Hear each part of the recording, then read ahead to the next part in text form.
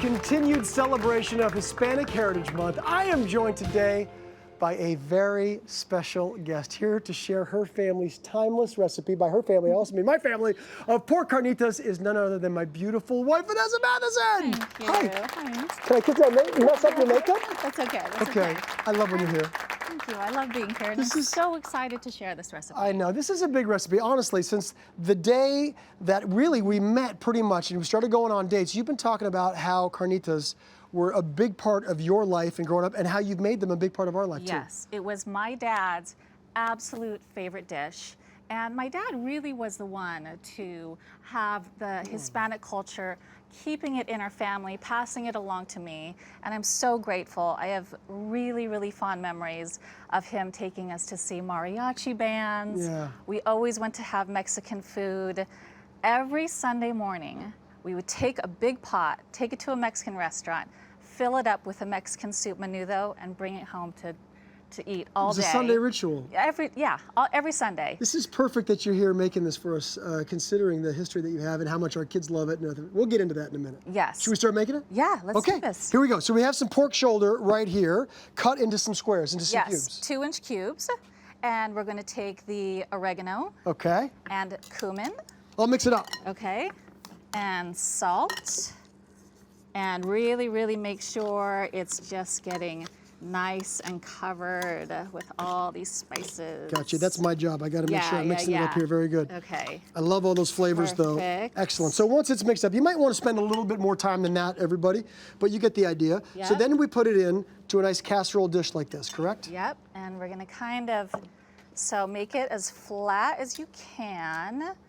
Okay, and now it's time for some beautiful flavors too. So you're going to take care of the onions. You're going to put them in there. I'll cut the orange for you.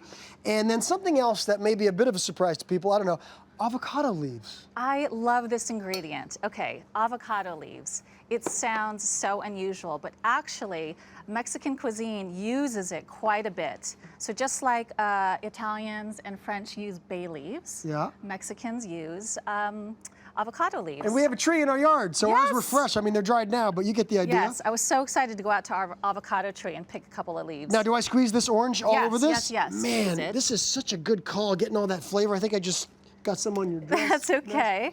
And I love a little history. So, and a kind of a fun fact is that avocado trees are native to the Puebla state in Mexico. And actually, the Aztecs and the Mayans used it as natural remedy.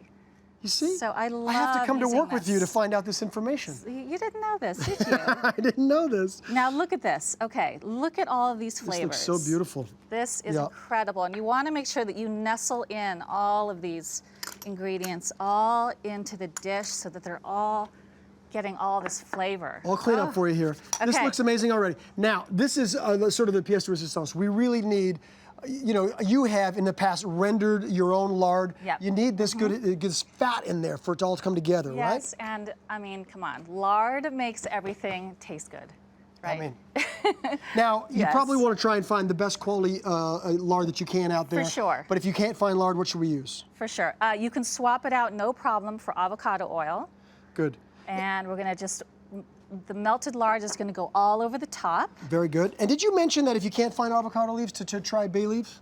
Yes, you can. Good, good. Yes, you can swap it out. We want to cover that with foil before it goes in. Oh, we want to cover that with foil? Well, we didn't today, but in general, you do?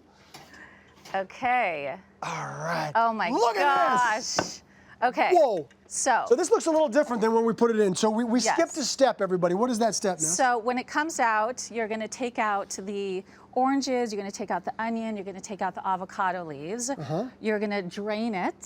So drain all the liquid. You're going to shred it.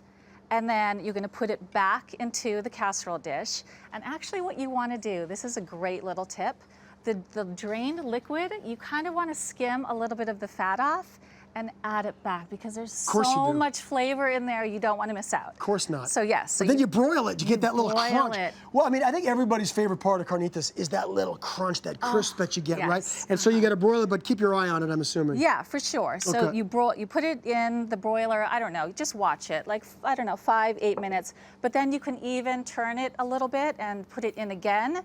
and get a little bit more Oh, so it's like crunch on the bits. underside, Yes. crunch on the top. I love it. Yes. Now, this is going to go great with a pineapple salsa.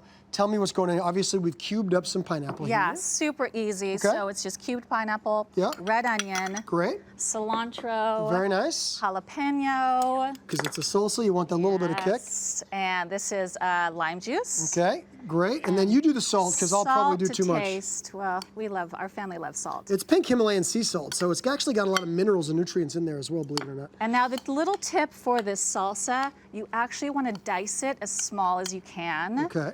I think it's nice when it's diced small. So look at this. I mean, the colors and the flavors with the carnita. Some pickled onions too, Ness. Yes. Oh my gosh, This you've is all outdone ready to yourself. go. Now look, we're going to enjoy this. I'm going to start making some right now, but tell everybody what happened the last time you made this, which was recently, just a couple weeks ago. Oh, I made this at home, and honestly, I think Lucas ate the entire dish on his own.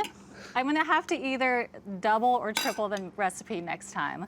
But it makes me so happy as a mom to have your son devour the food that you make, and especially It's everything. It's everything. especially a recipe that is so dear to my heart. Yeah. Like my dad loved it, and now our son loves it. And food is just such a beautiful, beautiful way to just have culture, you know, our Hispanic culture in our lives. So Can I tell you something? love it. Honestly, nothing means more to me than having you come here to work and be with me and do something like this. I love you so much. I love you. Now I can mess your makeup up. Yes, Cheers, you everybody. can. We're going to take a bite. As always, find this recipe at hallmarkchannel.com. Be sure to stick around later in the show when Vanessa and I answer some of your questions.